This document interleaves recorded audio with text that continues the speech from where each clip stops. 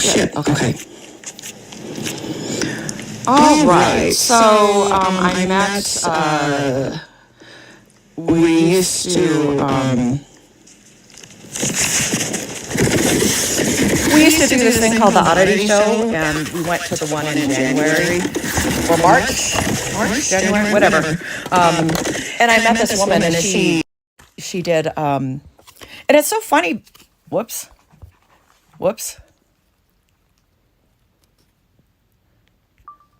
Okay, we met this woman at this show we do, Oddity Show, and she's Blue Vixen's Design, and she does customized cigar box art, and it's really cool.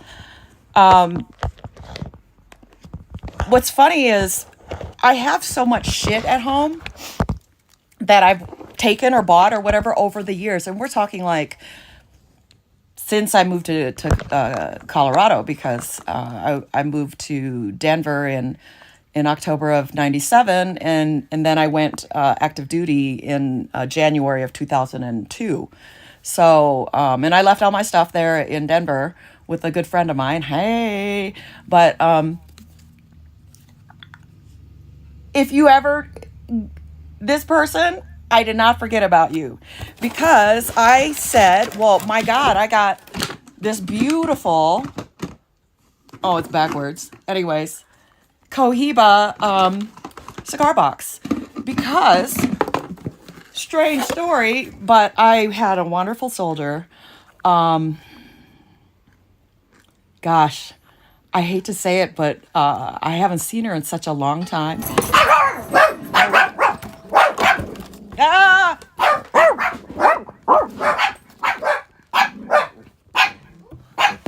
Amazon. Cállate!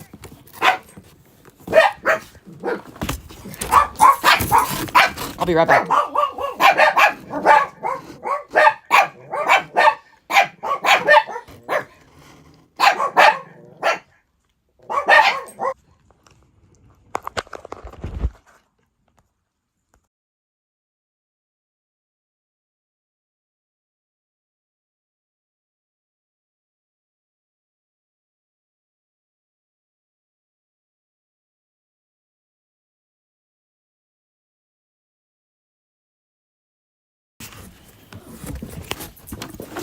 So, quiet!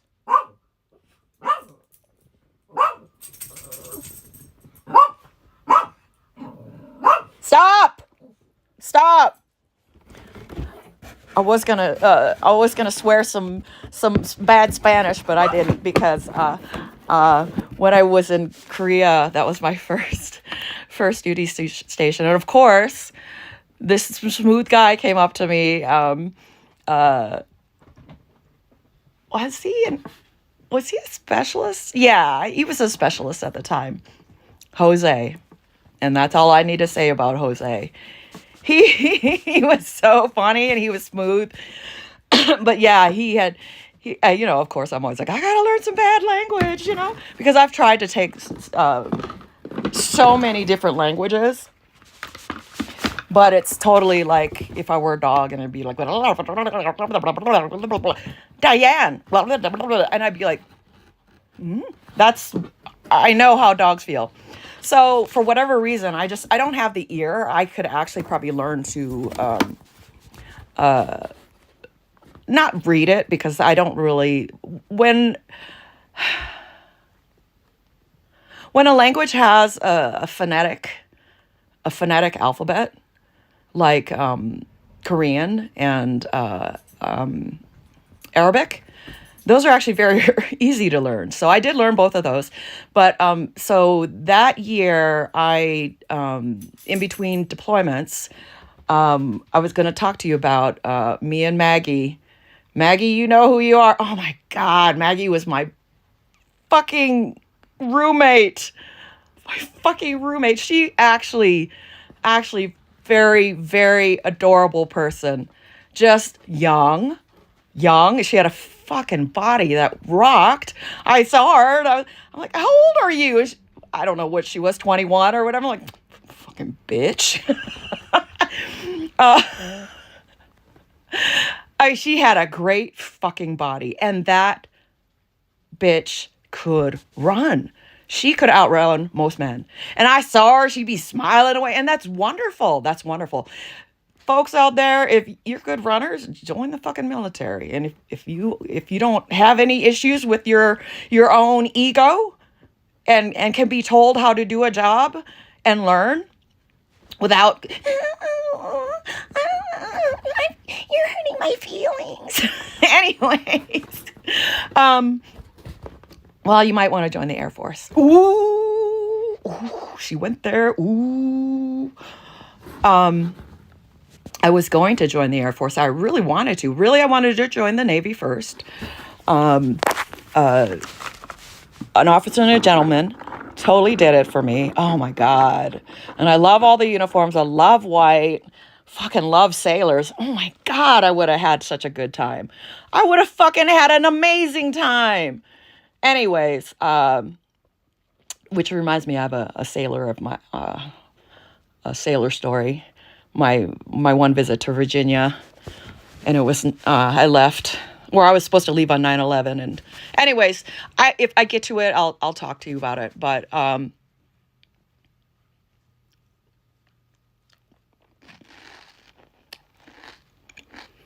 fuck it. I'll just tell you now because, I already forgot, but I'll come back to it. So folks, I've been on the internet since 1998, early 1998. I had my own setup. My brother-in-law is an IT man. He's actually a fucking IT guru. And that man is so smart. And I've known that man for years. But he and I kind of clash because we're actually very, very, very much alike. Well, when I went to visit him last, sadly their son was in the hospital, and I had made some comment, and they were going to get him a lumbar support pillow. Well, you know, they look like toilet seats, or you can put them around your neck. And me being a fucking know-it-all, which, again, is part of my ADHD. And, of course, if I know it, I have to tell it, because it's like, if you throw me a hot potato, what the fuck am I going to do with it? Am I going to throw it down? Or, you know what I mean? And I usually throw it at the next person, because I will interrupt. And I'm sorry. I'm sorry if I've done that. I've been called out by a lot of people. My chief, oh my God, she's fucking beautiful. Everybody's like, oh my God, Chief Harry looks like Halle Berry. I'm like, yeah. When we were in Iraq that year, there was a sergeant major that came in, and he was an Iraqi sergeant major. They were trying to reestablish, well, actually they had reestablished an army then, because that was 2006. That sergeant major was the epitome of something you would see on TV. I shit you not. I shit you not. He was probably maybe 4 inches taller than me. I'm 5'1", 5'2", so he's probably 5'6". Really, really rotund, and just really, Iraqi people, I think, are beautiful. And the Iraqi people I knew were wonderful. And this dude was actually really, really cool. But Kathy had her own, which, by the way, what's been a boon for me, and again, by the grace of God, and I just use that colloquialism because years ago, and I want to say this to a wonderful woman I found out, or I met through Instagram. She's transgender, and she had said that her mother had always, oh, well, you'll be fine. And when she said that, and I had to tell Annie, I said, I cried through your whole book. It's amazing how much we lived very parallel lives, but or very similar lives, but just not in the right generation. In fact, Annie could be my mother because she's just that age. But which again, though, I googled which generation she would have been in, and that was still considered the silent generation. So I understand that generation completely. I mean, I was surrounded by everybody. So, anyways, she said that, and I went, "Holy fuck!" Because my mom told me that. Actually, after I decided not to keep a child of a motherfucking liar and serial cheater and fucking just a piece of shit, fucking motherfucking cocksucker. Diane, why don't you really tell us about what you think about your first real boyfriend? My sister and I found him. He found us in a bar. Well, of course, my sister's like, "Come on." Yeah, it's Harvey. Yeah, Harvey is part cat. Actually, Harvey's like a little miniature. I imagine him like that little creature off of Xenomorph, off of Aliens, because he moves very much like a Xenomorph, but he's just travel size. Anyways,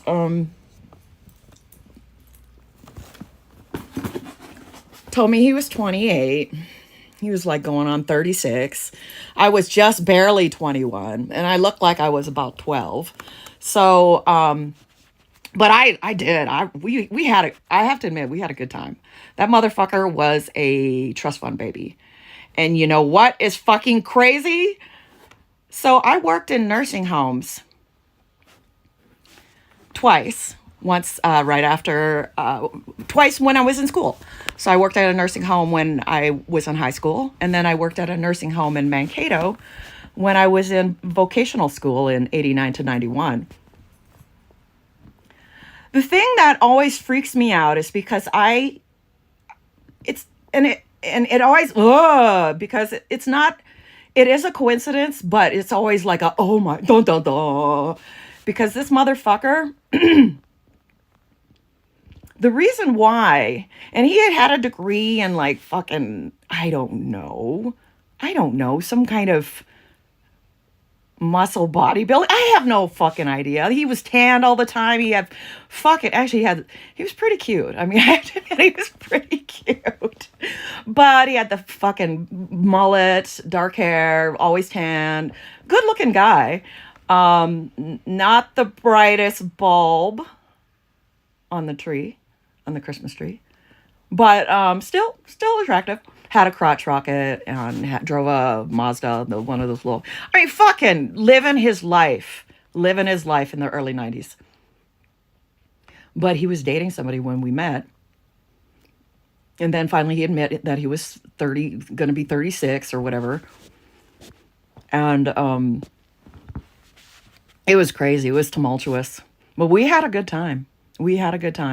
And sadly, one of his, he had two brothers, and one of his brothers I really liked. And had I been bolder, I probably would have like made a try to make a beeline to him. But I mean, I wasn't that bitch because I was also friends with his brother's long partner, a partner he was with for a long time. But so yes, I got pregnant. I believe this man was like the second person I'd ever had sex with, or maybe the third. And I was young. I wasn't on any birth control or anything like that. Believe me, though, after that, I went on to birth control until they took my uterus out in 2007. But anyways, that's another story. That was such a hard time in my life because I had such he basically did the bullshit. Oh, come on, let's go. And I said, well, you motherfucker, because the thing is that fucker had like 3 girlfriends, 3, and like 2 were Korean or something. Me and another Korean woman. So yeah, he had me, another Korean woman, and this fucking young thing. Waspish, very waspish, which waspish means white Anglo-Saxon princess. Just using that term because back in the 80s and 90s, those are the people who went to, wore J. Crew and the Gap and shit like that. Anyways, I I told him, I said, I'm pregnant and I'm fucking leaving you.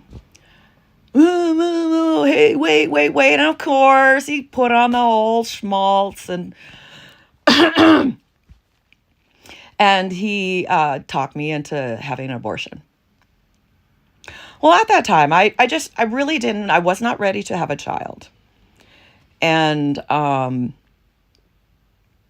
really believed him. So, of course, get this. At the time, I was working for Nordic Track.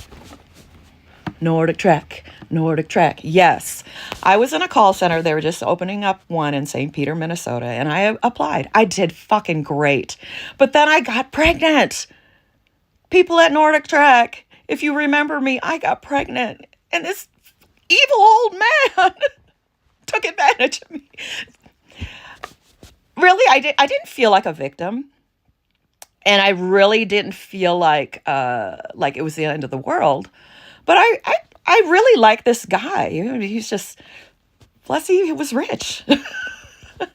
I was still a fucking kitten. I had no problem picturing myself shacking up with a fucking guy that's the same age as my oldest sister.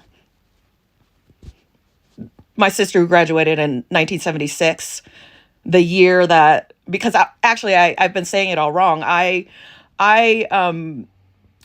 started kindergarten in 1975, but I was 5 years old. So I was always 5. I always stayed the same age every year because my birthday was in late May. And my sister graduated in 1976. Well, that's when this motherfucker graduated.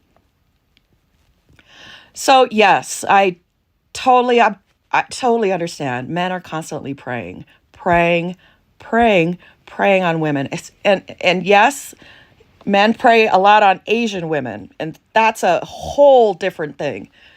And even this guy was like, you're not like any other Korean woman I know, because his girlfriend actually is Korean cultured.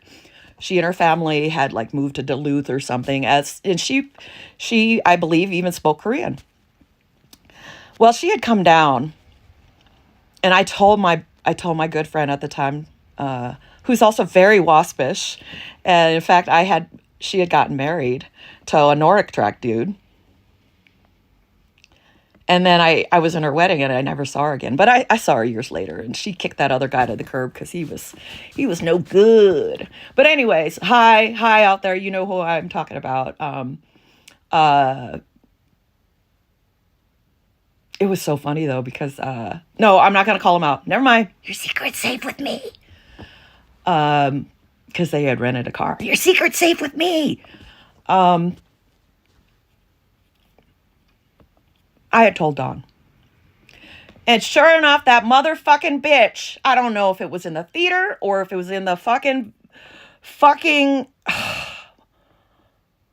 for rent. But she had me over. And I maybe had been like 10 or 12. No, not quite 8 weeks. Because I was planning on terminating it. Because I couldn't even take care of myself. She trapped me into her apartment and we fucking watched She's Having a Baby. And I'm going to say her name, Dawn. I love you. I will always love you. You were my fucking rock. But I'm glad I did not listen to you because truthfully, I think maybe if you had been in my situation, I don't know what you would have done. Because I barely knew this dude either. I mean, I barely knew this dude. And truthfully, I really only went out with guys because I was basically like a guy. I am a misandrist. My name is Diane Howard, and I suffer from misandry. I'm a misandrist. That means I bias men strictly because of their gender. So this dude, early 90s hair, and he had the workout equipment and ate fucking oatmeal every day and niacin, and he almost like, oh my God, that fucker took so much niacin, his whole fucking body, it was glowing. It was glowing. And to see a person who's so tanned and so leathery looking glow, it's kind of weird. It, you could, I mean, it's like they give off their own light, a luminescence. Anyways, he was fine. He was fine. I had asked him if he wanted to go to the uh, emergency room. He's like, no, he muscled it out. The thing with he and I is I was totally fine with it because I didn't even know this motherfucker. And I didn't want to have a baby, and I did not want to give up a baby. Because me, just even now, when I think about knowing what I know now, I just it's hard for both. So and motherfuckers, it's my goddamn body. I was at 8 weeks, and Greg, oop, I said his name. Anyways, I had a hot appendix for years, and I know this because during basic training, I had to go in and get checked because I have always been able to kind of self-diagnose myself for whatever reason. I had a kidney stone when I was 18, and I called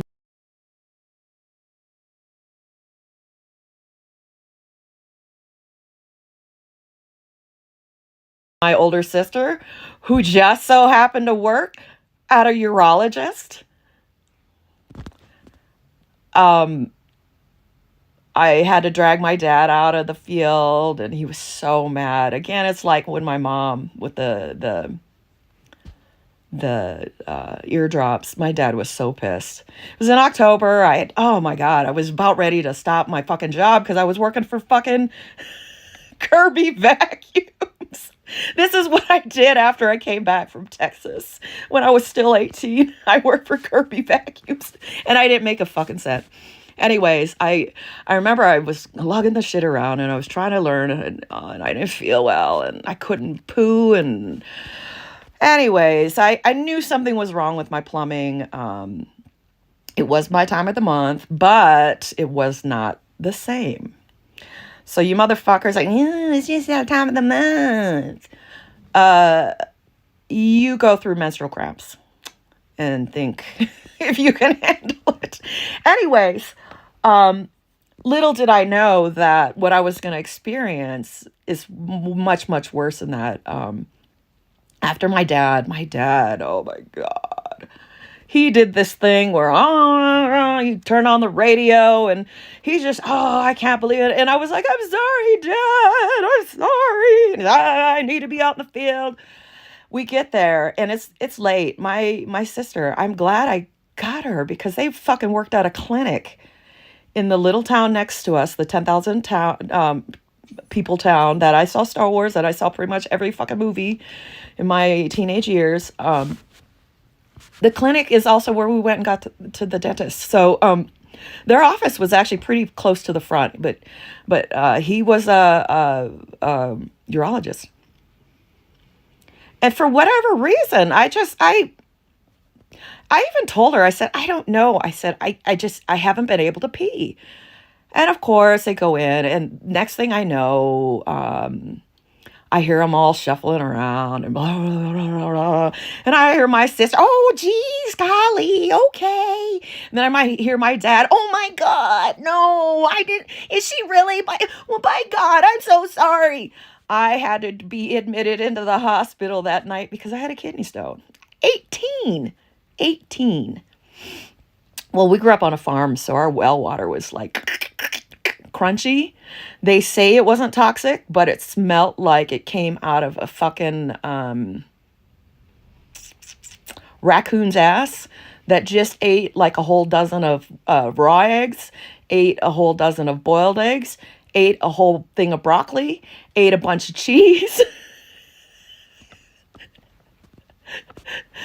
Yeah.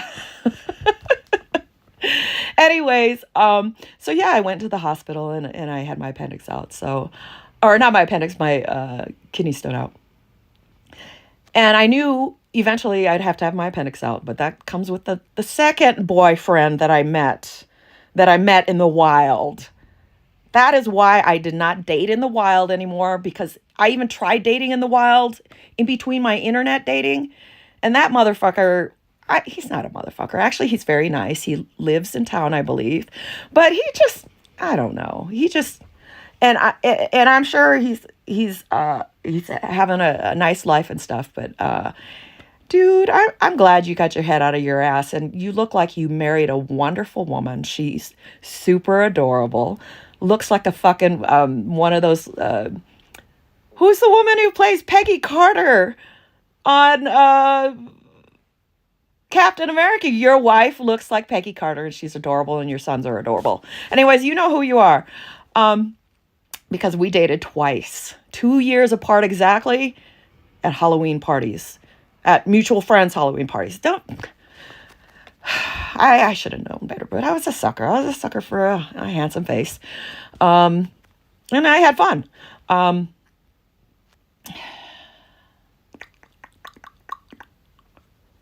So anyways, this dude took me into the emergency room because I knew.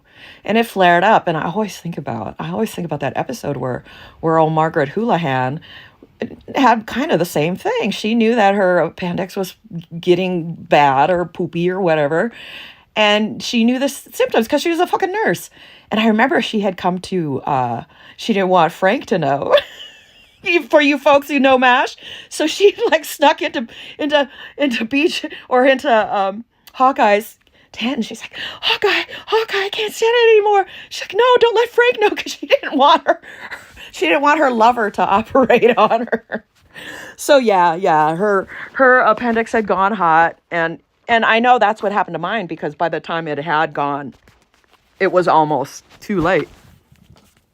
But anyways, that's when the doctor told me, and he's like, well, yeah, it's your appendix or whatever. And well, for one, I knew they didn't test right, because when I went to Fort Leonard Wood, and in 93, and I had the same somewhat symptoms, that whoever, you know how you get your appendix tested?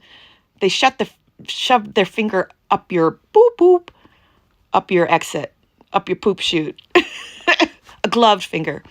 And it hurt. It hurt when they tested then. But it didn't hurt enough where, it was like, oh my gosh. So then I knew. But when I had gone to the doctor there in lovely Mankato, I don't know if it was the woman's second day or whoever tested me. It wasn't the doctor. It was a woman. She's like, I'm going to test here. And I was almost going to say, that's not it. I'm sorry. There's barely anything. So it could have been that too.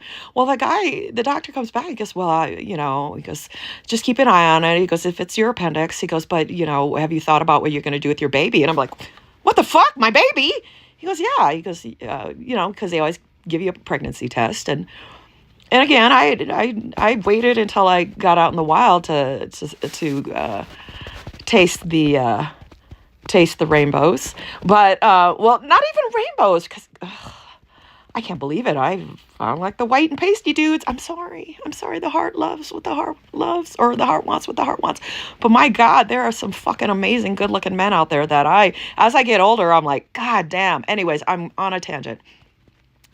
Am I still on? Yeah.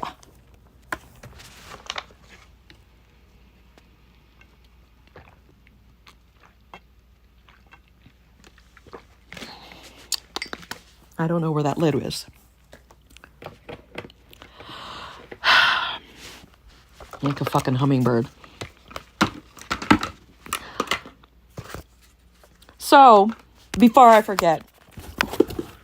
So I had a soldier. I know I will remember her name. I took pictures of her when she was pregnant. She was just the sweetest person I'd ever been with. And because she was pregnant, she was rear detachment.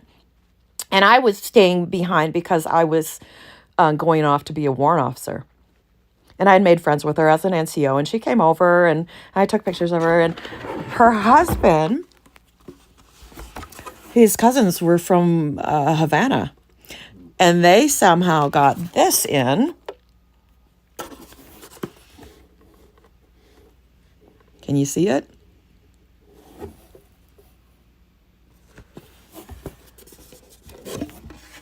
Well, apparently, her husband, who was also in the army, thought he could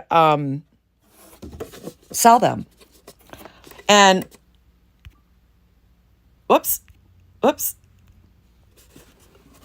And I don't know how the guys got in. I don't care. I really don't give a fuck. When I heard, because I love a cigar. I love a cigar. The thing is those fucking things were really fucking dry. They were really fucking dry. I don't know where they got them from. So if that's a stock that was supposed to come to America and they just sat on it, I don't know. But it was still, I mean, Dale and I we're not aficionados. Actually, Dale is more than I am. But we do, I think her name is Jenny. I've got a card for you. Oh no, Carrie, your box is coming. Yeah. But regardless, those fucking things would have been expensive, because I think I had Googled at the time where you could get a Cohiba Esplendio or whatever it was called for like $100 at a cigar bar, because they're huge, or they might have been more. But anyways, I think I still have some actually. But Dale and I, we were able to bring them back gently. And that's the thing though, when we buy cigars, we actually buy them from cigar places and the humidors. And oh my God, if you guys like, if you're into sensations and smells and just textures, go into a little cigar shop. And I love tobacco. So, oh well, so did millions of other people. But, so again, I have no idea where these came from, but they came straight from Cuba. Once we did have them, they're actually very good. Very good. I think we had to put them in a humidor. I think Dale bought one on Amazon. We put them in the humidor I have no idea. I don't know. I don't even remember, but Dale and I smoked one years later. He was able to revive them. It was delicious. So that's coming to you. And this sweet, sweet soldier, she was telling me that she grew up in Puerto Rico, and her grandmother had favorites, and she preferred her light-skinned grandchildren over her dark-skinned grandchildren. And was it Desiree? Was her name Desiree? It was. She said she was one of the dark grandchildren. She was so cute, just the sweetest person in the world. A little bit ghetto, kind of like, oh no, you didn't, like that. I just loved her. And when I came back from Warrant Officer Candidate course as a warrant officer, we purchased a $1 coin. So I got like a Sacagawea coin or whatever. And that is the tradition once you're commissioned. And yes, at that time, warrant officers were not appointed. We were commissioned. Because, or we might have been appointed then, but commissioned at CW2. Either way, I retired as a commissioned officer because I even held, anyways. It's tradition. It's Army tradition that you salute the first soldier who salutes you as an officer. And she did it. Oh my God. Oh, I hope she's good. I found some photos of her, and I'm going to go ahead and put some up. I hope she doesn't mind. And oh my God, her baby is probably beautiful and grown up. And if you're out there, if you remember Chief Howard, reach out to me. Just look me up, DinaripperCreations. I am the only one out there, because in 1998, pick an email. I went to iExcite, pick a name that nobody else has. Well, DinarRipper. Because the second boyfriend gave it to me, but that's another story. So yeah, this Putz talked me into it. And then damn my friend Dawn try to guilt me up with fucking she's having a baby. And that's still, you know what though? I watched that movie and I still love it. I really don't have. I had a hard time then because it was very difficult afterwards because I did have guilt. But what was so disgusting is this man's like, well, come on, we'll make a trip out of it. He put me up in a nice hotel and he wanted another romp, while I was pregnant. So he knew that I wasn't going to get pregnant. I mean, that's how men are. That is how men are. That is how men are. But of course, I was up for it because I had a libido like a man. And then we went to the races and shit, and I had frog legs. And then the next day, because of the insurance I had with Nordic Trek, I had to have a copay. Well, I didn't bring any fucking money. That motherfucker. I remember him fucking pulling that fucking wallet out, grabbing that fucking $20 bill he had to pay for copay, and say, "Oh, I didn't even know you're glad I had cash." Go ahead. Throw all the shade you want on him because he's a motherfucker. Well, we had gone out, and I remember Don had come with me, and his brother did. And we were meeting his other brother, Peter. And I remember Peter. Peter was my sister's age, Darla's age. And you know what he said to me? He came up to me and goes, don't take this the wrong way. Well, okay, of course, or no offense. He goes, but for a Korean girl, you got some big boobs.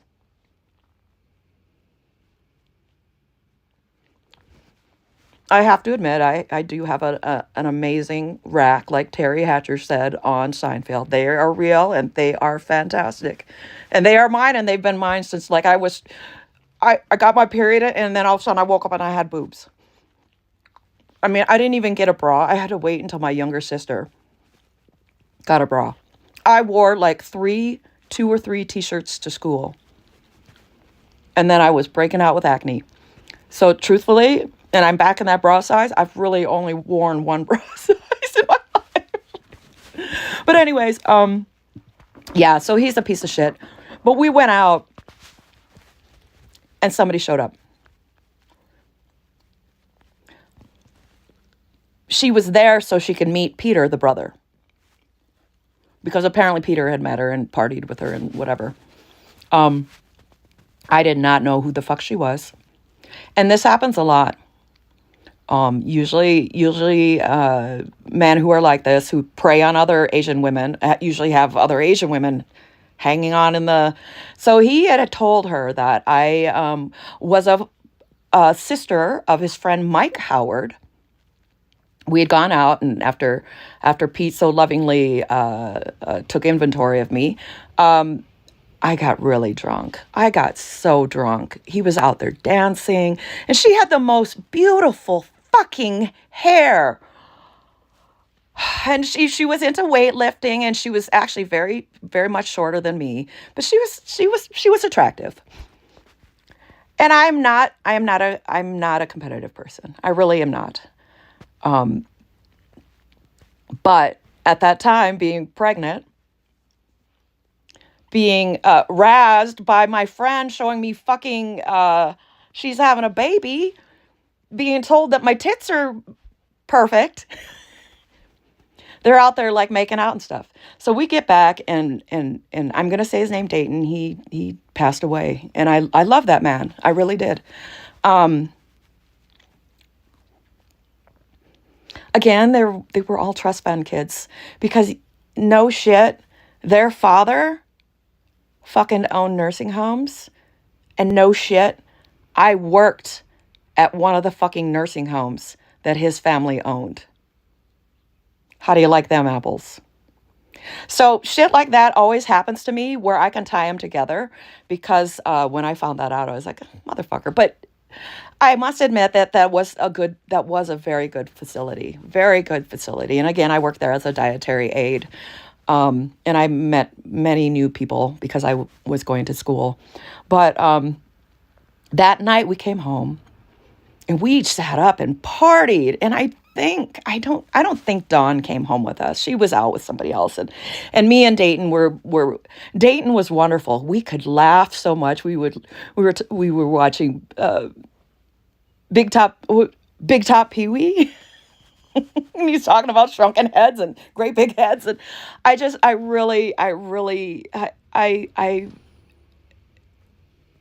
really do miss him because I really connected with him. I was so angry. I had to sleep out on the love seat because Greg and his other squeeze were in their bedroom.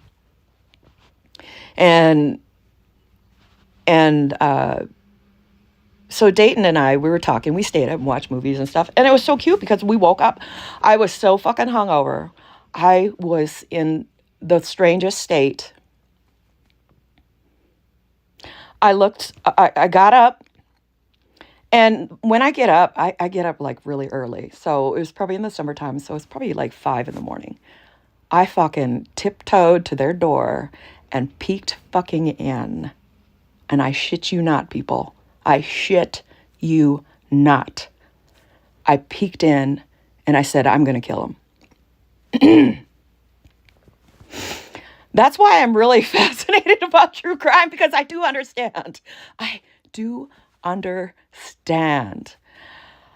I was so calm. In fact, that's what I am. I'm very calm. And I guess that's what with people with ADHD, because our brains get into this weird, creepy, trance-like state. So when I woke up, I was kind of in this trance-like state. I went into this kitchen, okay? And I took a knife out of the drawer and I was walking towards the bedroom.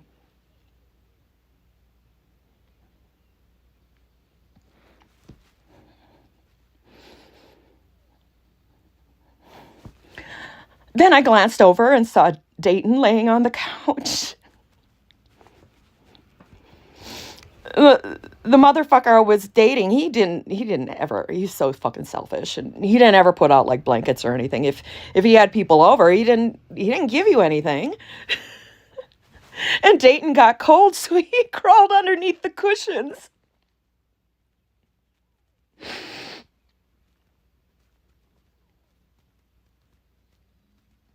And that made me laugh. And that snapped me out of it.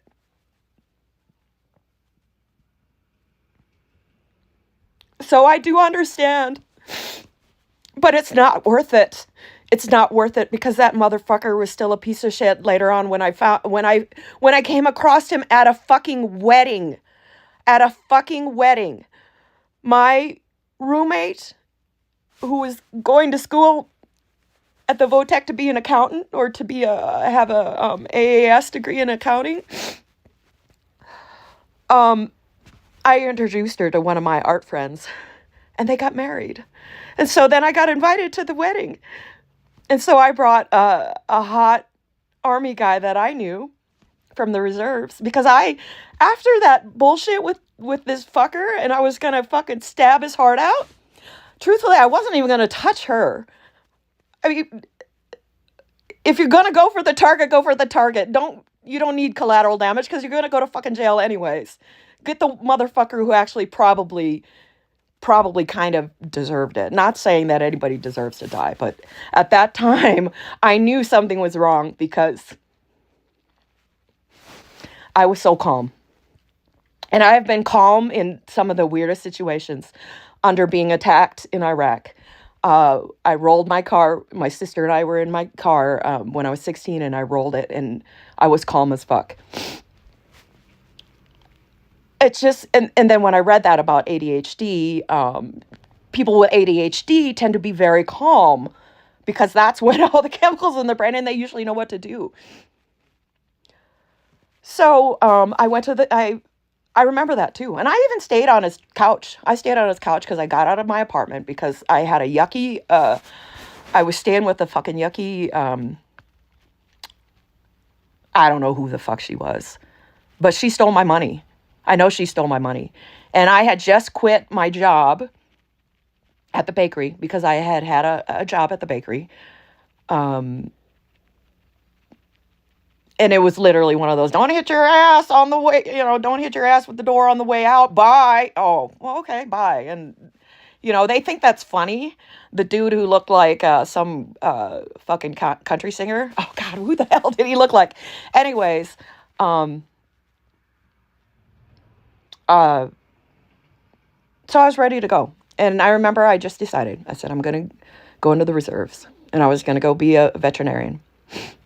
So I understand. And it was fucking eerie. And truthfully, had Dayton not been laying there, and I think like his head was like kind of squeezing out between the cushions. I mean, that man, he wasn't a kid, that man was freezing. I mean, you know how it is. And in cooler climates, it can get hot in the summer, but be cool in the winter or at night. He snapped me out of it. And then I put the knife back, and then I went home. So the thing is he is the reason, and I'm so glad, because at that wedding then, fast forward years later, I brought my little date, you know who you are, to the wedding, and I had this kick-ass dress I bought at TJ Maxx. It was fucking sweet. It was sweet. I think I have a picture of it. I might show it if I have a picture of it. It's sweet that we even altered it so my friend Sally could wear it later. It was kind of like a sheath brown, and brown goes great with my skin. I get a little tan. It goes great with my skin and my hair, and I'm there at the wedding, and who do I see?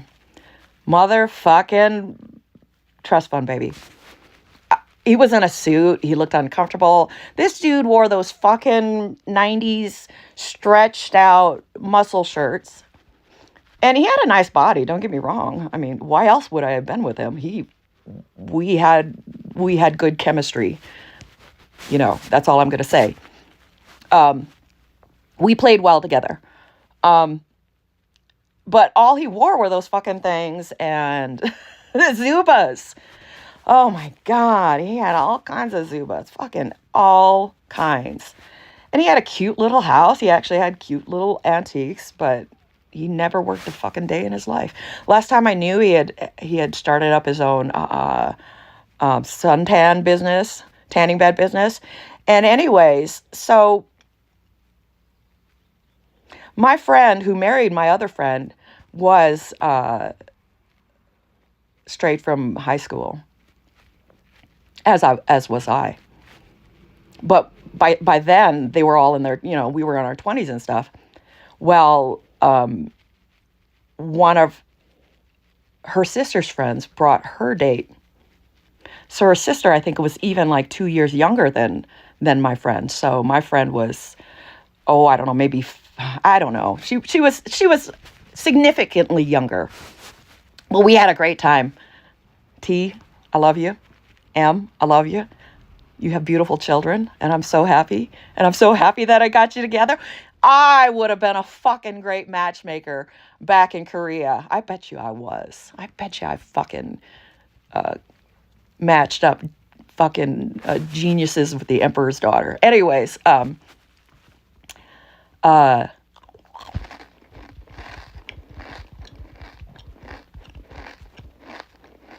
look over,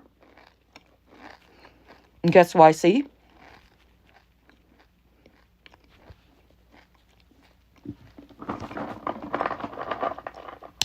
Yuck man. He's with the friend. He's got a little girlfriend, and she is 18 years younger than him. She happened to be a good friend of my friend and her sister. So that's the type of man he is. So if he's in the Epstein files, it would not surprise me. But anyways, yeah, after that I I had come back from the, I don't know where I had seen him there at the reception. Oh my God. He's like, oh my God. He goes, you look really good. And I'm like, gross, dude. You're standing here in front of your fucking girlfriend I got my arm candy, which he was very cute. Um, uh, it's just it's gross. It's disgusting, and it's so weird because I will have dreams about really past serious relationships. So it's really about two men, because those are the ones that did like the most damage to me as a younger person. But I remember I had a dream about him and I Googled him and I think I found a kid. I think he had a kid. So anyways, and the last time I checked, he had another, he was married. And again, she was either Indian or something. I mean, he preferred the women of color over the women of non-color. So anyways, yeah, that is why I had my DNC. That's what it is. It is a DNC. They went in. It's a procedure. I fucking hyperventilated. A life.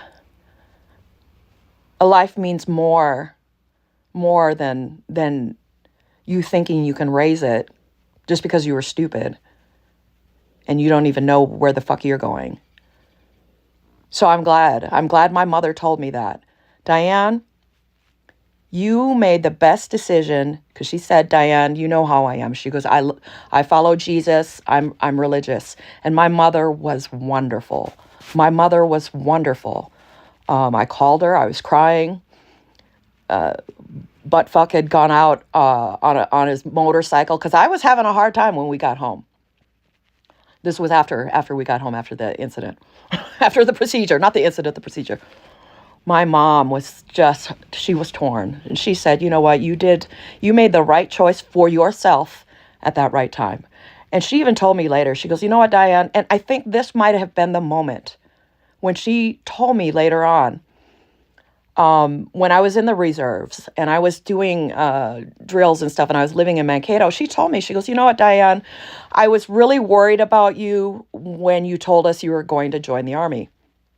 Because my younger sister actually joined the Peace Corps at the same time. And my younger sister is handicapped. So that was really hard on, I think I was going to basic training and my younger sister was going to Antigua, to the Peace Corps. So it was hard on her. I know my parents love me. I know they do. They did. Years later, she even told me, she goes, you know what, Diane, I've never had to worry about you. She goes, everything always works out for you. She said, you usually figure things out. She goes, and if you ever need anything, call. And I had the best relationship with her those last years. And then,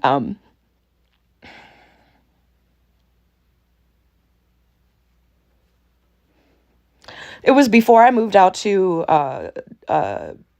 Denver. I was living in this sweet apartment above a sweet ass antique shop. It was cool. It was fucking cool.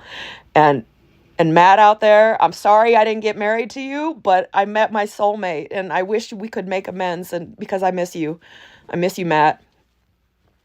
My friend Matt had rented it and he just made it amazing. He had found pieces of cut up Greyhound bus and had him hanging up there, and he's painted this wall silver and stuff like that. So I moved in because I was like, fuck this. I left Mankato, because after I'd come back from the reserves, I'd left Mankato, and that's how I had ended up in St. Peter's. I had gotten a temporary job at a accountant firm. And all you people at Johnson and Hain in St. Peter, Minnesota, I love you. I absolutely love you. You knew something was up with me, and yeah, I was just really restless, and I guess I was really fucking smart, because truthfully, I was thinking about becoming an accountant, but then it just went away because it would have killed my soul. It would have killed my soul, though I could do 10 key really fast, but not like Sherry, who could do 10 key with like 3 pens in her hand. Anyways, that apartment was great. It had been an old dentist at the turn of the century. So every room had fucking skylights. That fucking place was amazing. Those those ceilings had to be at least 12 feet high. So I want to be able to tell people about my life because sadly, my mom in 97, she had been diagnosed with Parkinson's. But my mom, I realized that was her brain actually worked very much like mine. And and same for my dad, because my dad was constantly making stuff, constantly. I was sick home one day and dad asked how I was feeling. I said, I'm feeling good, dad. Good. How'd you like to get the train set up? Oh my fucking God. Yeah. I don't know if it was raining. Something happened where he wasn't going to go out. And I think I was just laying in bed because I think I was still in that bottom room. And we weren't really allowed to shut our doors. And he had seen me like, I was probably like on my back, waving my feet in the air. He came in and he said, let's get some trains out. And so we played with trains. And I remember he split an apple in half and he cored it like a melon baller, but he didn't use a melon baller. He's like this fucking cheap ass Ginsu thing. And so it was all like brown and jagged and cut out. But man, I enjoyed that apple and I enjoyed that day with my dad. My dad, I am convinced I am the little son that my dad always wanted, because they had put in that they wanted to adopt a kid from Korea, but they were looking for a boy. Well, there were no boys at the time, but they said, hey, I guess they waited like a year and a half or something. There were no boys. And then they called and said, we have two girls. They called like in December. Hey, we have two girls, two sisters. So basically it's buy one, get one free. They've been in the orphanage. We were there for a year. My mom was, yes, we'll take them. A week later, we were there. And I know this because I actually read my baby book. So my dad I know he's always kind of known about me because I have very special relationship with all of my brothers. And truthfully, I'd like to think that my brothers think that I've been a good little brother to them as well, because I just loved them so much. But anyways, my brother Don had passed away. And I had taken an Arabic class before we were getting ready for deployment. And oh my God, I had learned how to read Arabic like within the first week. I was fucking writing in Arabic at home on a whiteboard, because I kept a whiteboard. Like within the second week, I was reading in Arabic in the classroom like the third week. I could write in Arabic with my left hand. I could totally do it. In fact, I actually have a really hard time writing with my right hand. I have a hard time moving to the right. It's really bizarre. I have a hard time turning. I can't roller skate to the right. It was hard for me to turn right on my motorcycle. For whatever reason, my brain is mostly this side, which means I'm this side of the brain. Anyways,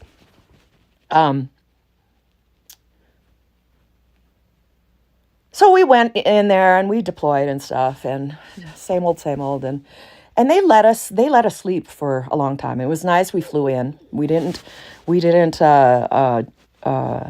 drive in. And again, that's why I wanted to pick up about the Cohiba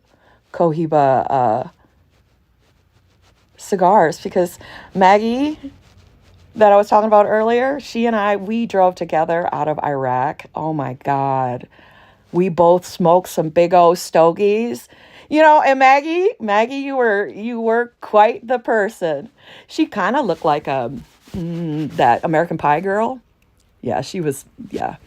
But it was funny because she had done a little bit of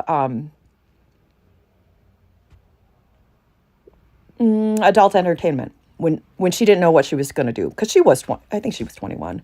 Because yeah, I was 30, going to be 32 that year. And she had told us when we were out in the field, when we were deployed, when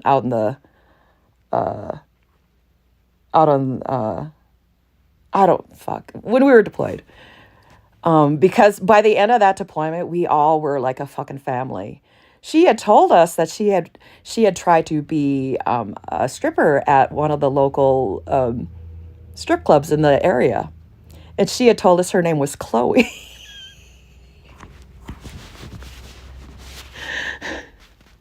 And this was totally me, because Roger, if you're out there, and I can call him Roger because I think I've earned it. We were talking and stuff, and we were talking about soldiers. And hold on.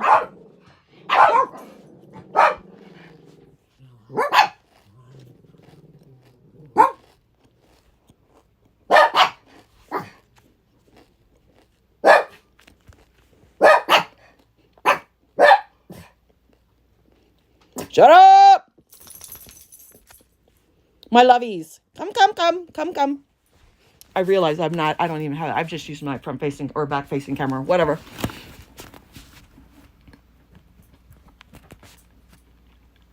I'd have to say the Army was the most fulfilling job.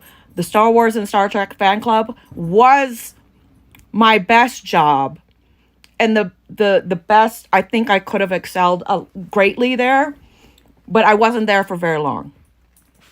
But the Army was my most fulfilling job because I had come in and they all thought I was black. They heard the name Diane Howard and everybody was waiting for a black specialist to come in. And here comes little me, 5 foot whatever. And they're like, oh my goodness. And they're like, I heard she was 32 and blah, blah, blah. And yeah, she just came from Korea. And they just automatically assumed that like I spoke Korean. They just assumed that I was like this mysterious Asian woman, like I use pearl cream. I use ancient Chinese secret.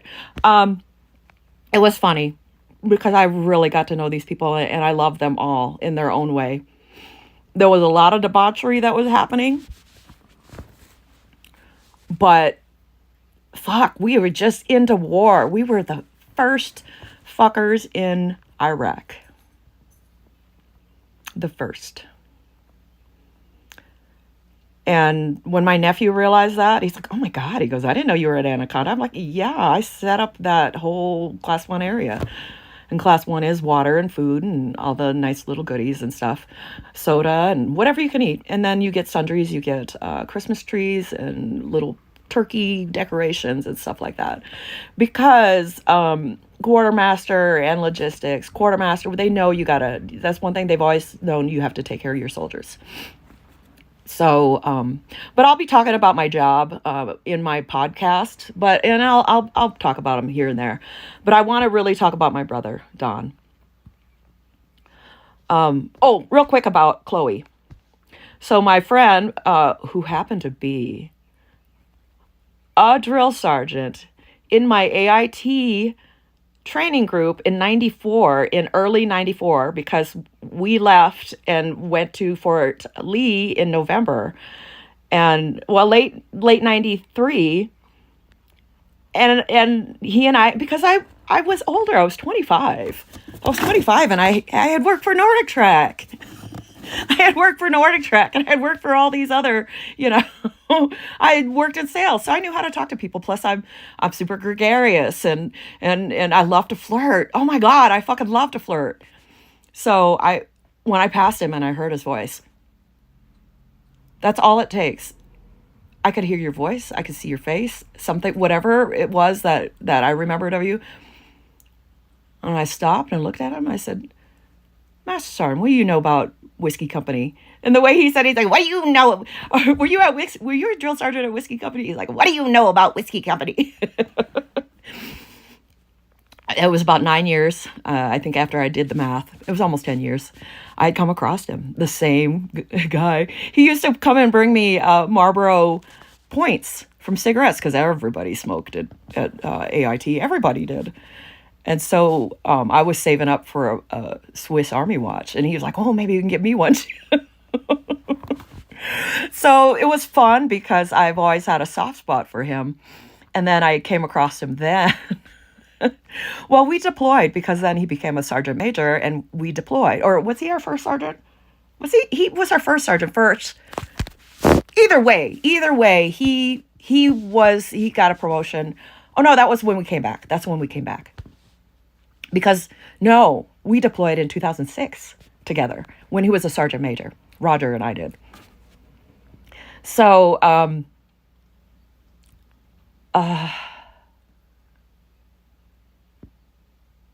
was I talking about? Oh yeah, Chloe. So I was telling him, I'm like, oh, sorry, because I'm sorry, but I will never. I'm not that way. If you tell me that my mother, the queen, needs to be treated a certain way, I will treat my mother, the queen, that way. Because again, I was really made to be in the military because I have a sense of loyalty and a sense of duty.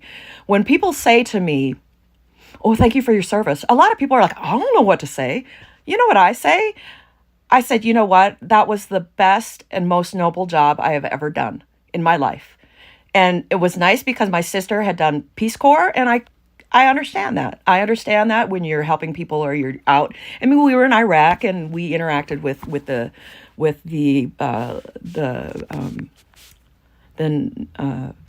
people there. But we were talking and stuff, and I'm like, yeah, I said, I don't know what the deal was because again, I was in my 30s. I went up and talked to these folks who knew me because I don't think Roger was even that much older when I went through AIT. I don't think he was that much older than me. But I said, hey, I said, anytime you come out to our AO, our area, and come out and visit us when we're in our area, come out and say something about look at Maggie, because Maggie was funny. Maggie, hyperactive, very hyperactive, but Maggie excelled in a lot of things. But one of the sergeants told her to find the blinker fluid.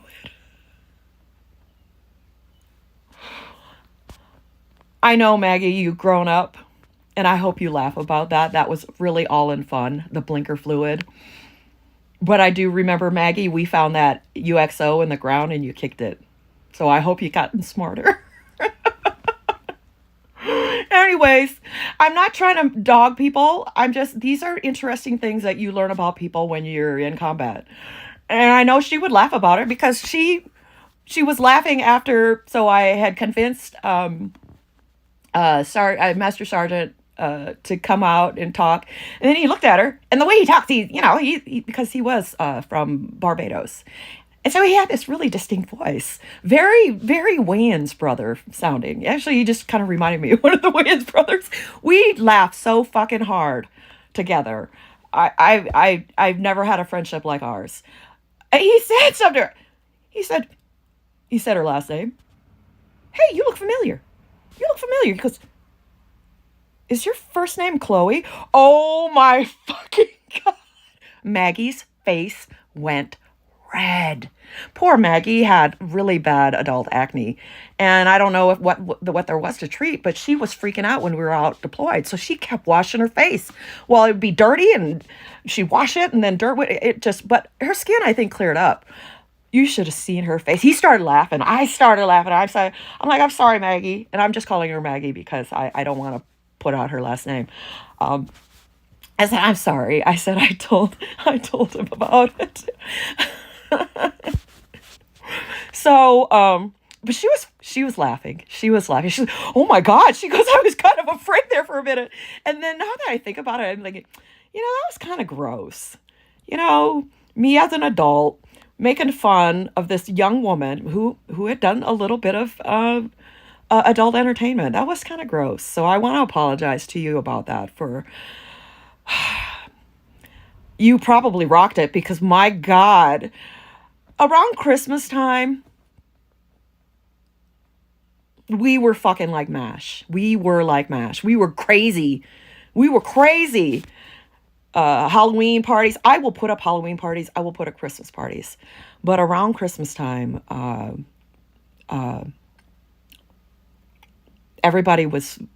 we were so close. And I know if I ever came across anybody, in fact, I came across a soldier when I went to a gym locally. And I remember the last interaction with the soldier is because he was kind of wooing one of the company's soldiers. So it was a black female that he was like attached to, and he'd come over, and I think it was with one of our, well, no, anyways, he was over one time, and we were talking, and I looked at him, and I don't know where he was from, but he was young, and I said, why are you saying that or whatever? And he goes, well, who the fuck are you? He goes, yeah, you're that fucking old. What do you know? Just because you're old? He goes, you're just an old specialist. That's what he told me. You're just an old fucking specialist. He's like, you don't, what do you know? What do you know? And I told him, I said, dude, fuck, calm the fuck down. Calm the fuck down. That dude, though, actually, he left deployment so he could go fucking box for the fucking army. So I know who you are because I saw you at the gym and you knew who I was. And yeah, I was motherfucking old, but I was a warrant officer or I had been retired when I saw you. I don't, you knew exactly, we knew each other, but that's why I think he and I probably had the same wiring. I interact with a lot of people. I mean, I don't have any issues if you switch a button. What? Anyways, so that's the Chloe story. So that same Master Sergeant, he was a Sergeant Major, and we went to deploy 2006. So we got there, and we were so happy that we were on a fob, because the first year we had to build the that was not a fob, it was LSA Anaconda. We had to build LSA on Anaconda. And we even went through Anaconda on our way back out to where we were going to in 2005. So it was really strange to be in an area that you think about it, if there are any ghosts around there that you might have known in 2003. But so we got there, and the warehouse was very nice. It was seven acres, huge. Oh my God, worth millions of dollars. To be an accountable officer for a warehouse, it's a huge responsibility. You're basically your own commander because you run the warehouse for your battalion commander or your division commander, whoever you work for. That is his shit. And it was nice because I'm glad I got close to my chief. She's actually only like a week younger than me, Halle Berry. Did I ever finish the chief story? Well, anyways, that dude wanted to marry her. Oh, why don't you come and be my wife? She goes, I'm already married. And then he looked at me, and I'm like, I said, I don't need a boss. Because I had heard a Korean woman when I was in Korea years ago tell one of these white guys that I kind of had a fling with. He said, come on, marry me. She goes, I don't need a boss. So that's what I told him, and he laughed. But no, we were talking and stuff. But the first day to the warehouse, the commander came down with the chaplain. And I thought for sure they were going to ask me something about, and I think our XO or our platoon leader was there, and they didn't know what to do. And I thought, oh shit, I hope they don't want me to speak Arabic, because I don't really speak Arabic. I can write down Arabic, but I can't speak it. I don't know what I'll write, but I know the alphabet and stuff.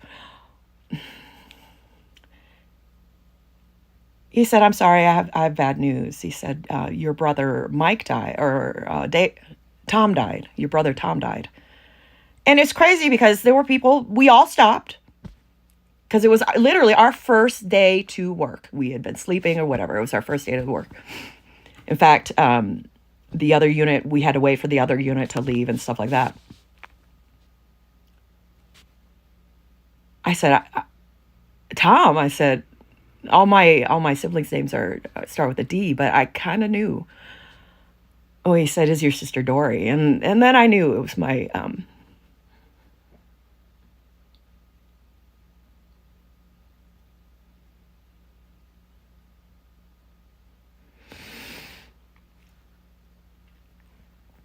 It was my brother Don, who was the most handsome brother of the three. The middle child is always the best looking child because my parents always called us the girls because it was my older sister, my biological sister, and then my younger sister from Vietnam, and I was the middle child, and the middle child is always the handsome child.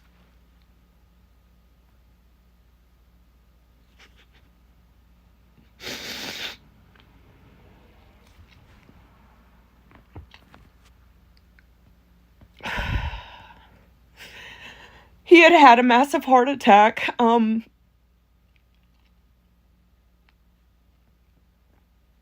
like 12 days after he turned 49. And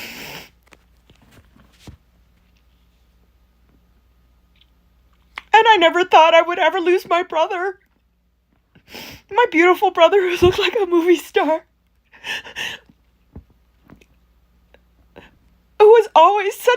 He was such a fucking classy man. I mean, he was like my grandpa Howard. He always wore like 3-piece suits, Christmas and stuff like that. He's very much a Howard. And I miss him so much. Because the last time I saw him was Christmas of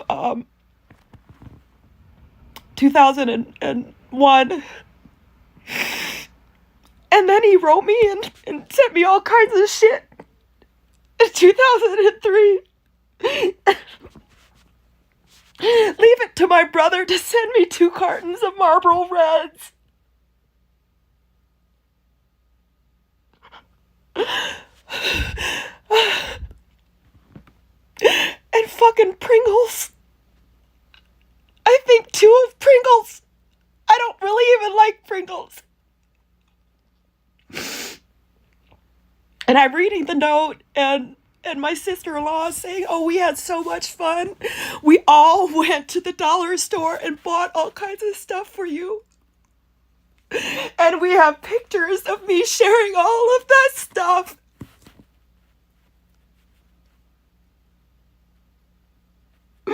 Veterans, if you're afraid to cry, don't be afraid to cry. Just let it out. I had never felt so close to a group of people in my life.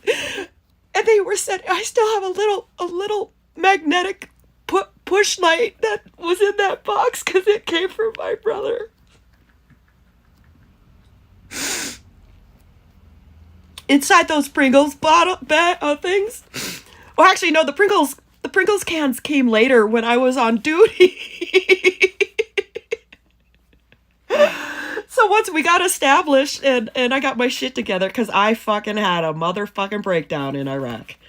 I fucking lost my shit. And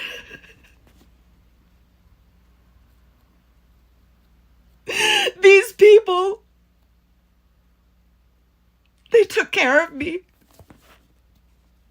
And I got better. And I excelled.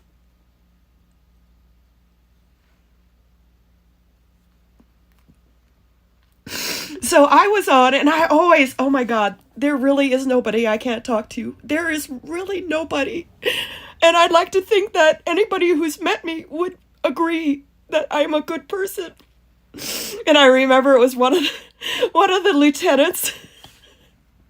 And I can picture him. He was a ginger. I kind of have a thing for gingers, and he was a little soft around the edges. And I remember we were talking, and I was working on my newsletter that I made. It was SOL, shit out of luck.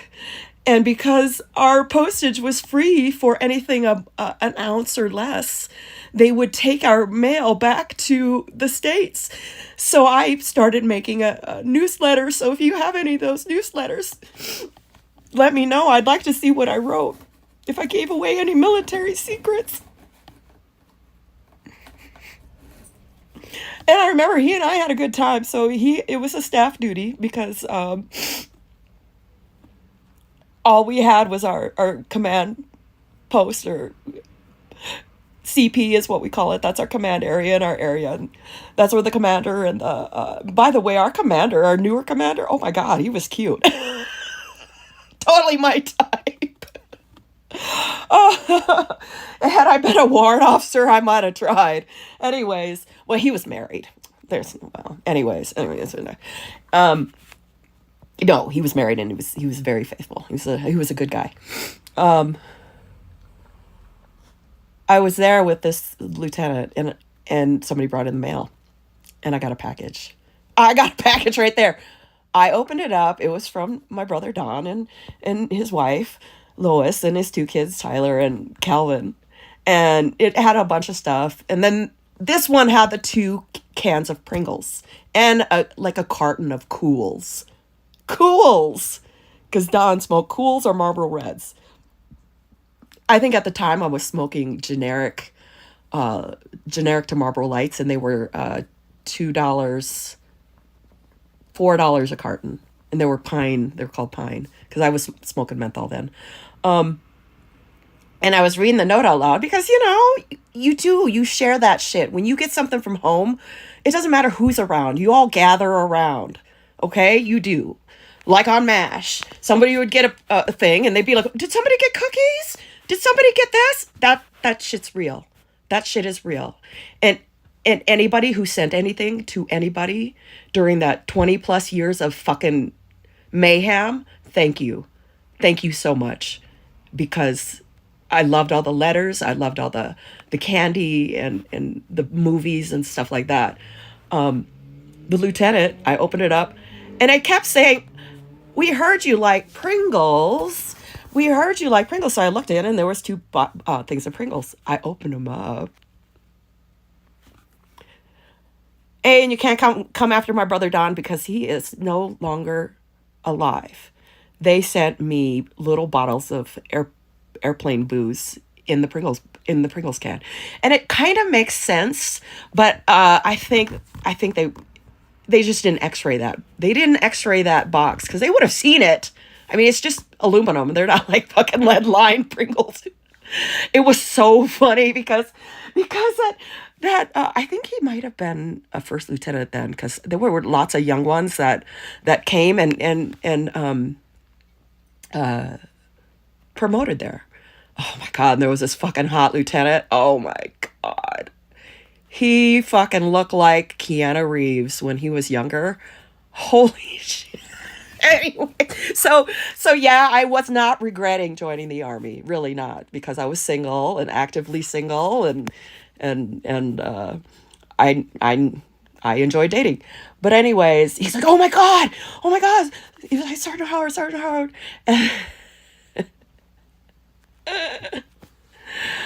I'm like, yes, shut up.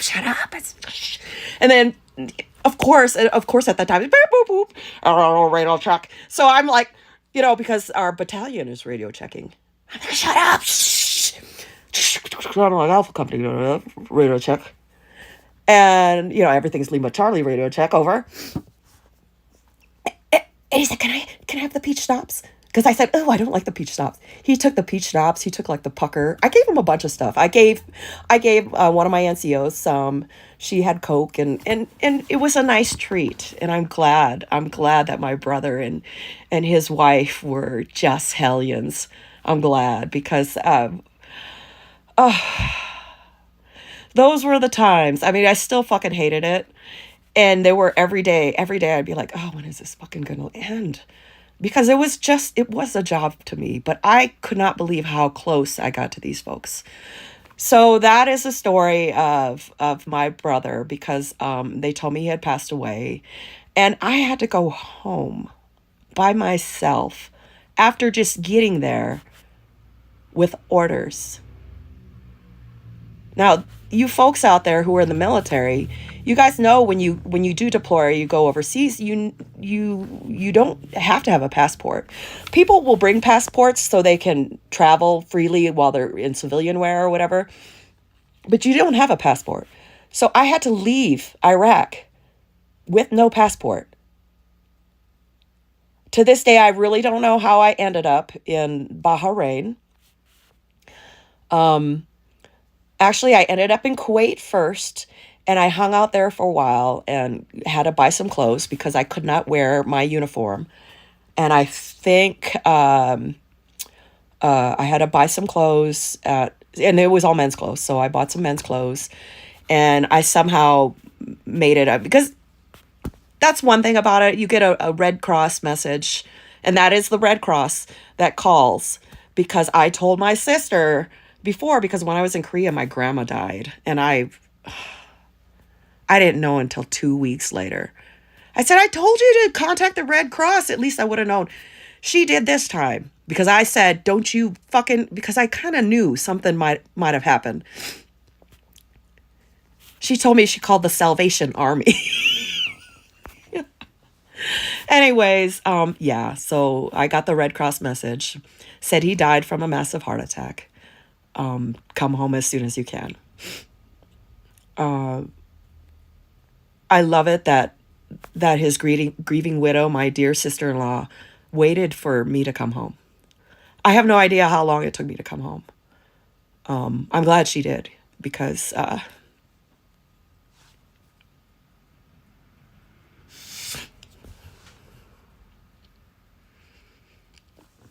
and I'm not afraid to cry either. I'm not. I ugly cry, but I feel so much better. I feel so much fucking better. You are weak if you think crying is a weakness. You are a weak person because that is the only way you can release all that shit. I mean, I think they're like hormones and shit like that in tears. I don't know, but I just go with it. And other veterans, hang in there. I mean, anyways, so I somehow ended up in Bahrain. And when I was still jet lagged from coming in, because it takes me a while. I mean, Iraq, the weird thing is Iraq was, I can't remember how many hours it was, but at least it was on the hour, because Afghanistan was like something hours and a half. What the fuck? Did you guys know that there are countries that are 3 o'clock, we're 3 o'clock next door, and then they're 3.5 or 3:30 or whatever. I mean, they're at the half. They do not hit the hour. When we're at our half, they're at their hour. I ended up in Bahrain. And it was weird because I had flown in there and I was getting there to get on a plane. I'd flown in there from Kuwait, I think. I can't remember. Oh my fucking God. I had no passport. I was, or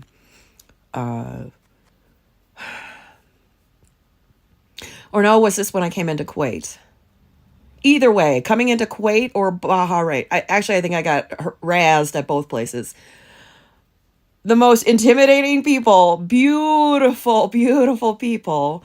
Just a really good looking dude with a big old beard and a big, ginormous head wrap on. Just really intimidating. He comes up to me and he's talking in Arabic, and I kind of, not that I know, but I think I'm a good study of human nature and body language. And I remember they were talking to each other and they were looking at me, and I had my orders and they took my ID. Yeah. Any of you folks that like grew up in the 70s and 80s and watched all those fucking movies where those people like accidentally drove into Mexico or something and they had a gun, or they had a little bit of cocaine in their bag when they were coming out of Colombia? Once they take your fucking passport, you're fucking screwed. Well, I felt the same fucking way. I felt the same way. I was like, but I just stood there. And then finally he brought somebody over who spoke English. Where are you there? And I said, I'm in the army. I said, I just got to, and I told him where we were at. And he's just nodding. And then he said, "Where are you going?" And I said, my brother had died, and he he was genuinely sorry. And that's what I love about the Iraqi culture and the Turkish culture. I don't really know anybody from Saudi, so I can't say about all Arabian culture. He was touched. And I said, "I'm sorry, I have to get home." And I remember he was staring at me like they do in the movies, like this. And I was looking at him like this. And he just passed over. And then he said something, and he said something like, "Go with God," or whatever. And so then I said, then I had told him, whatever I had said, because I knew how to speak the greetings, because I had said, hello to him. I said, Sabah khair, or I mean, assalamu alaikum. And he said, assalamu alaikum, wa alaikum assalam. And then that's when he had talked and stuff. So I think that's really, really me knowing a little bit more about the custom and being able to, and I'm sorry, but none of these dudes that poo poo, these communities or cultures that poo poo men, nobody's ever tried to poo poo me. Nobody, not even the army. The army's never tried to poo poo me, because I think they know better, because I've got a fucking heart of a lion. And I would have been an amazing tiger mom had I had any children. But so yeah, he passed it back to me, and then he nodded, and then I was on my way. And then I got to hang out in the most fucking beautiful airport in the world. And I almost kind of want to make a trip there, because I think it was Bahrain. It, as far as I remember, it was the shape of a donut. You could go around. It was all tiled. It was Christmas time. I had Starbucks. They had every kind of luxury item. And I just waited. And then I flew out the next flight. And then I ended up in Minneapolis, or I came in through Chicago, or wherever. I made it home. So I had already sent Christmas cards home. So my brother and his wife were getting my Christmas card. They were getting ready to send their cards. So they hadn't. They had presents under the tree, and he had just had his birthday, and he had been hanging out in his man cave in his garage with my older brother. And I guess it was a Sunday, and my brother Dean said he went over to get a Kleenex out of his truck, and he heard him blow his nose, and then all of a sudden he just kind of heard a thud. And he went over, and he said he was laying on the ground, and he sounded like he was snoring. So we just thought he had like a brain aneurysm. I mean, because he blew his nose, he blew his brains out. He went over, and luckily my brother Dean lived really across the street behind him. He went over and got my sister-in-law, who's a nurse, and my sister-in-law performed CPR on my brother.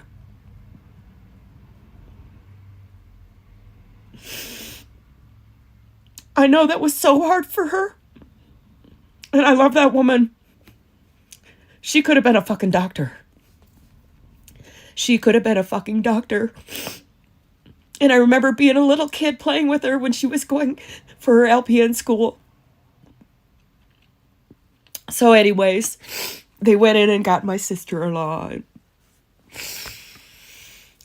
I believe he had already passed on by the time the paramedics got there.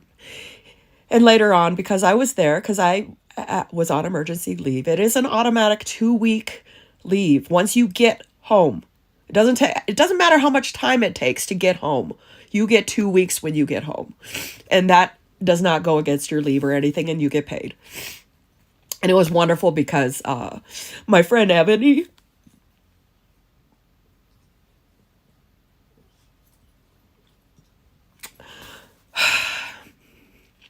she really took care of me in my first deployment, and she took care of me that second deployment. She was working in, because she was a fueler, but her rank, she was getting higher, and she was, I think we were both E6s, or I made E6 after her. She had already been an E6. She had way more time and grade than me, but she was younger. She's a baby.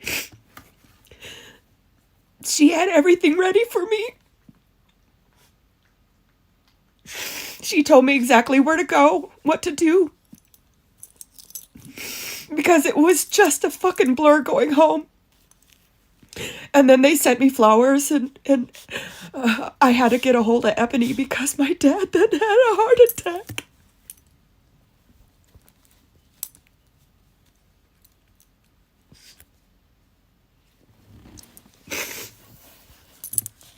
Just give me a moment.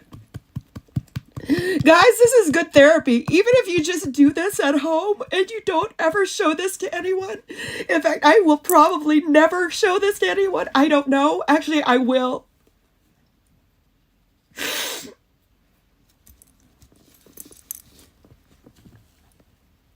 So I made it home, and it was so funny. I hadn't seen people that I had seen since the 80s. And it was 2005. Oh, what have you been up to, Diane? I'm deployed and I had to come home. Oh, deployed? Yeah, there's a war going on. There's a fucking war going on.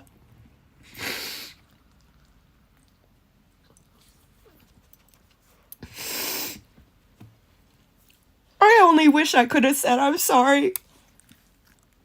Because I spent some time with my sister during Christmas.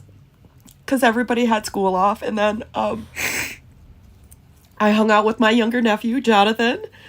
Harry Potter. I don't even know what else he's in. Slytherin.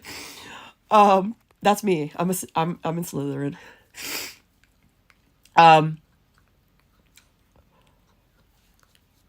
So I hung out with him, and we have such a special bond because I hung out with him, and I brought Harry Potter back with me because you get bootlegs. Oh my God, I was like his favorite person, and I took him skiing, and we went to see a movie, and I started snoring in the movie theater at the Mall of America.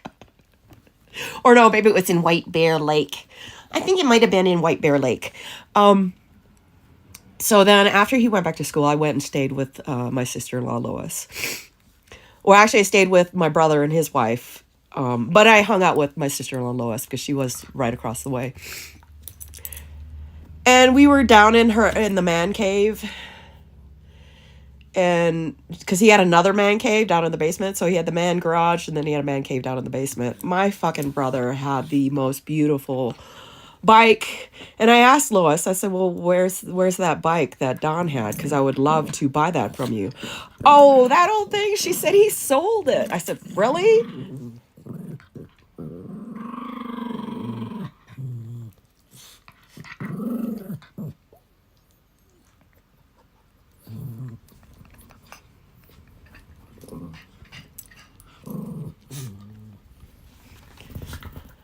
My brother Don was amazing. He was a whiz. He was a whiz of small engines. Quiet, mama. He wasn't fucking Carl Childers, but he was smart. Stop. He had gone to a vocational school somewhere. I don't know what. Quiet, mama. Oh my God, that gets so spicy.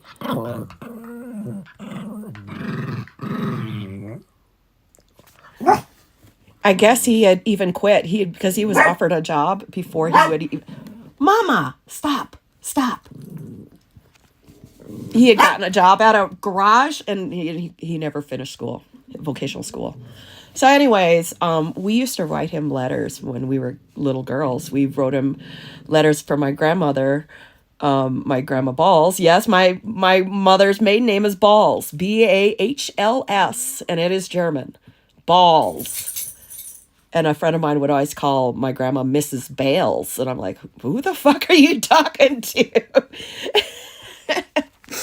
And no, my grandfather was not Harry Balls, but he was Wally Balls. He was Walter Balls. And that's who my beloved Pomsky is named after, my grandpa, Walter Balls. But anyways, stop. We were down. Mama, please stop. I think Culver might be a little senile.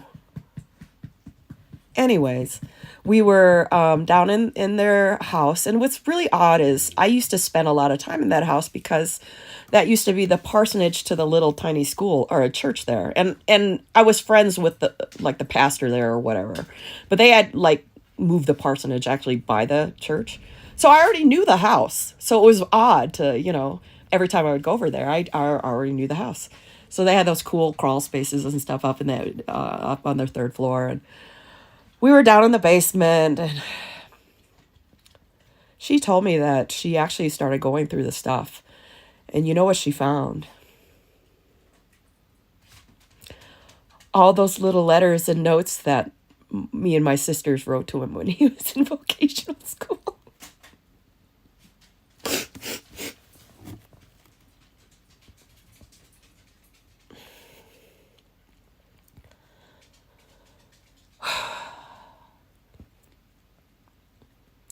The thing is I did my brother wrong.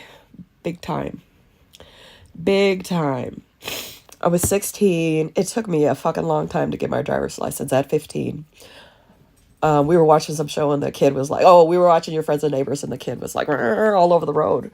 And Dale was like, oh my God, doesn't that was me. I took my written test 3 times. I took my driven test twice. I've only gotten a couple of tickets ever.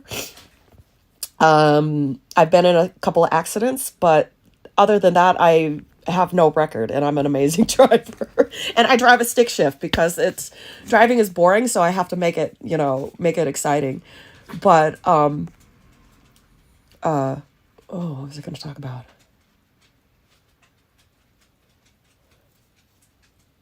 So I asked her about the motorcycle. It was my grandpa Balls's old war bike. It was a World War II bike, and it was a Harley. And I said, can I buy that bike? No, he sold it for like a crazy cheap amount of money. Crazy cheap amount of money. I would have paid anything to get my grandpa Balls's Harley. It was really low. It had that weird bouncy seat. The only problem is I don't have enough oomph to jumpstart it, and that's what it was. So it was probably better going to wherever. But Lois admitted to me, and I'm glad she did. I'm glad she told me, because I just look back and I think this might have been the case. She had said, that first time you deployed, she said, Don was really worried about you. And I said, well, of course. I said, I was kind of worried about myself too. And they sent me so many things and wrote me letters, and I have all the letters and all the things, and well, not the things, but the letters. And she said that one time he was a big beer drinker. He was stringy. He was like over 6 foot, super tall, had the lowest voice around. No wonder why the ladies liked him. She said to me, you know what? She goes, I didn't want to tell, I wasn't going to say anything. She goes, but he's gone. And she said he got on a bender one night. He was worried or whatever, and he was down in his man cave, and he drank a bunch of beer. And he wrote me like a fucking long ass letter. But apparently in the morning, after his hangover and maybe his 10th cigarette, he got embarrassed and he threw it away. What I like to think is, because I did my brother wrong, I love babysitting for my nieces and nephews. I loved it. I loved hanging out with them. I am like a kid. And to be the best Aunt Diane, which they never really called me Aunt Diane because I never insisted on being called Aunt Diane. I was babysitting them, and I was kind of toying with an idea of if I was going to hook up with this kid from Truman, and he was younger than me, and we never hooked up, and he was Jewish. I got a thing for Jewish guys. And I found him too, and I think he ended up in Florida with like a Asian lady. Hey, you're welcome. Anyways, for whatever reason, and I was the one with the car. My friends were like, when can you go out? And it was wintertime because I know it was really dark. And my brother wasn't home yet, and neither was my sister-in-law. And I'm like, well, and I thought it was a big deal. I'll go and get my sister, my younger sister, because we're literally just only blocks away from each other, only just dirt ass roads. So I must have put my nephew in the car and drove my sister, got my sister. That night with that fucking car. So first of all, my brother was livid when he came home, and his one sister all of a sudden had a stand-in part by his younger sister, and he said, "Where the fuck is Diane?" And I know he probably would have forgiven me, but that night, and it just dawned on me, that night we were out partying, and we never drank, we never smoked. I mean, I would like pull off a cigarette, and I think we might have been out for a birthday party or something. We were out, and the little guy that I was courting, he wanted to drive the car, and we had a Chrysler New Yorker. I think it was like a early 70s Chrysler New Yorker. That thing was beautiful. It was heavy though, but that thing was fucking fast. We told him to fucking slow down. My friend Nicole told him, my friend Tammy, fucking slow down. These are fucking gravel roads. He came from the town. Where he came from, I think they maybe had 13,000 people, whatever, or maybe 5,000. I think they were smaller than the 10,000 one. He didn't believe us, and it's dark as fuck out there. Took that fucking long ass car down a little creek called Center Creek, and I know that car's butt was sticking out of the creek. I don't even remember getting out. I don't really remember anything. We walked up. My dad took the boy toy home, and by God, I never got asked to babysit ever again by my brother. And the only time I could babysit is if I tagged along with my younger sister, and she got paid. There's no way he was ever going to pay me to take care of his children ever again, because I broke his trust. And then I went out and was stupid, and we crashed that car. So I know,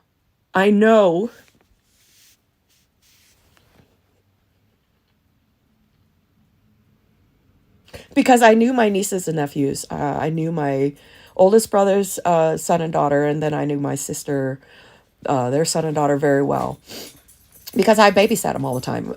Mainly because my sister wanted free babysitting. And we love babysitting for my brother Dean, because they actually were in the 20th century and had diapers. My fucking sister still insisted on doing cloth, and that was the most fucking disgusting thing I'd ever done. And when I had to put that poopy diaper after I fucking almost skewed my niece's or nephew's thigh or their little haunch. Anyways, it was nice because I've always had a good relationship with my two brothers' kids. And truthfully, I didn't really know them growing up. So when at his funeral, we I realized that I just really hungered to know them. And over the years, we've gotten to know them.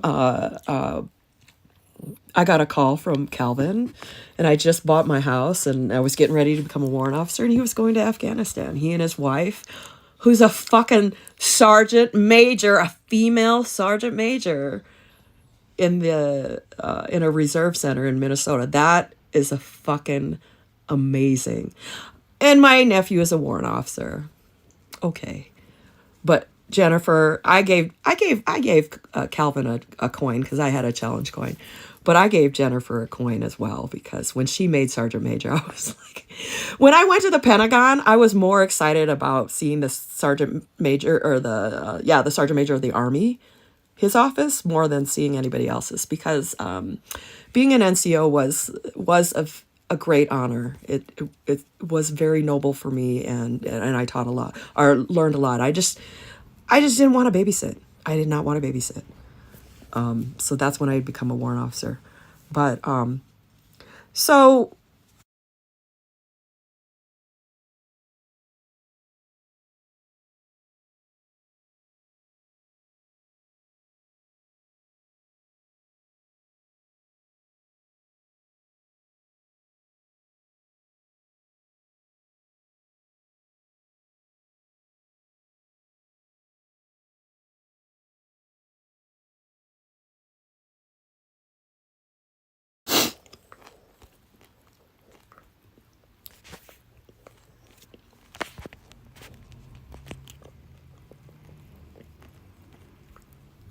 I'll get this.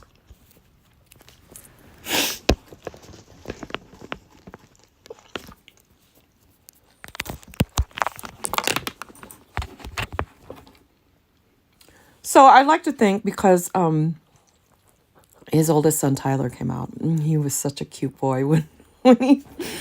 I love babysitting those boys. They were so cute.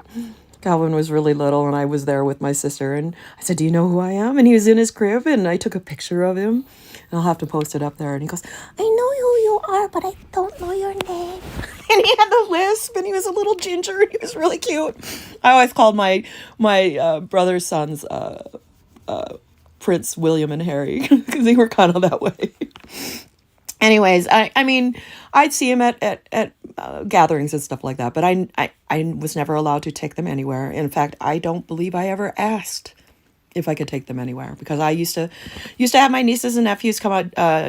Jeremy and Keisha would come up and visit me when I lived in Mankato, and I used to go hang out with my sister and her kids, and I used to live with my sister, in fact, and so me and her kids bonded, but I never got to know my other two.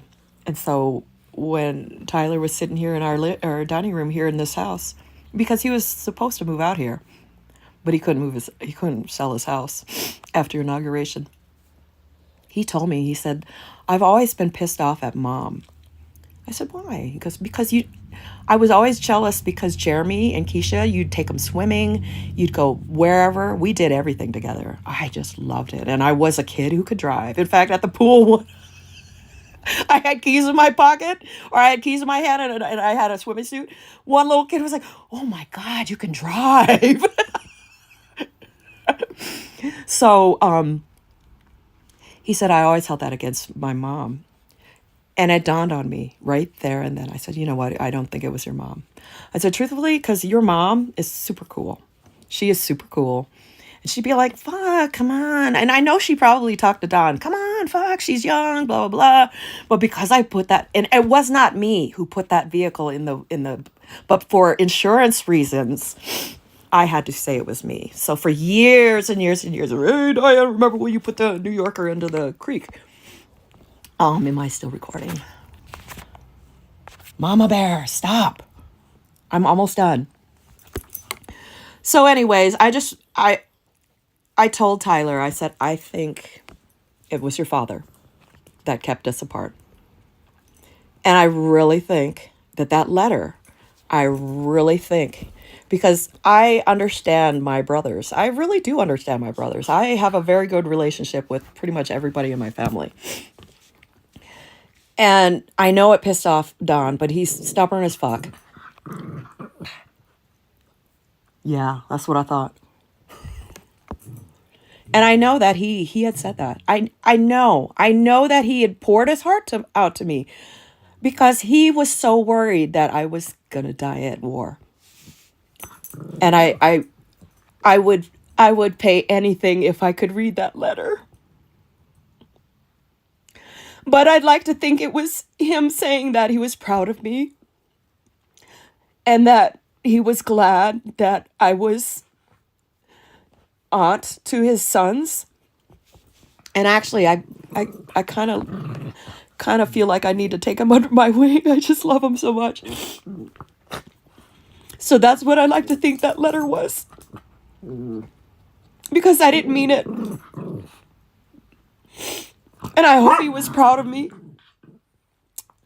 So anyways, oh,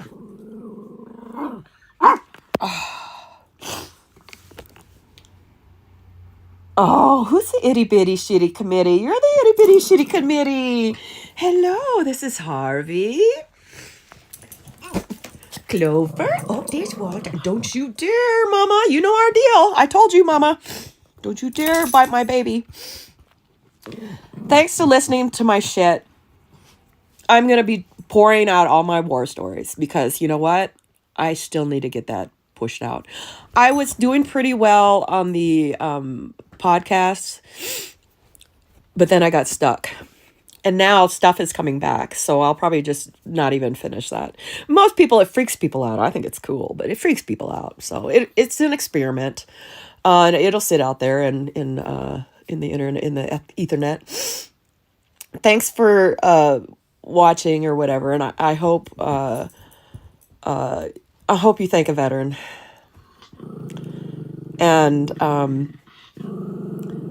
hope you appreciate your loved ones when you have them, and I hope you don't. I hope you're. Hey. I hope you have a good relationship with your family. So, anyways, thanks for letting me talk. I feel so much better. Again, folks, this is great therapy. You would not believe how easy it is to talk. Okay, if you need to have a drink, I am not saying you need to self-medicate, but I'm just saying you would not believe once you let all that shit out how much you can go forward, because I've already let out so much shit that I was just getting kind of bored sitting around here because I had nothing to worry about and I didn't want to make any more stuff. So hope you're having a good day, and I will catch you next time. Bye. Ooh.